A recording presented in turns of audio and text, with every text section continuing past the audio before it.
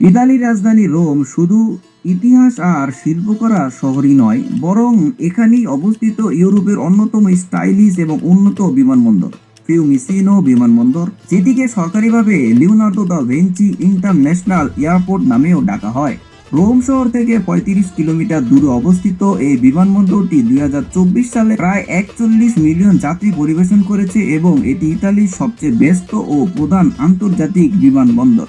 এই এয়ারপোর্ট সবচেয়ে আকর্ষণীয় দিকগুলোর মধ্যে রয়েছে রোমান স্থাপত্য অনুপ্রাণিত ডিজাইন, অভ্যন্তরে ঘাটটি, আর্ট গ্যালারি, বিলাসবহুল শপিং এরিয়া, ইতালিয়ান কুইজিনের অন্যতম restaurant chain, ultra modern lunch, যেখানে অপেক্ষা করাটাও এক অভিজাত অভিজ্ঞতা। এয়ারপোর্টটি বেশ কয়েকবার বেস্ট এয়ারপোর্ট ইন ইউরোপ পুরস্কার অর্জন করেছে, বিশেষ করে পরিষ্কার পরিচ্ছন্নতা, সমানুবর্তিতা এবং যাত্রী সেবার মানের জন্য। এটি একমাত্র ইউরোপীয় বিমানবন্দর যা 5 স্টার এয়ারপোর্ট স্বীকৃতি পেয়েছে টানা 3 বছর।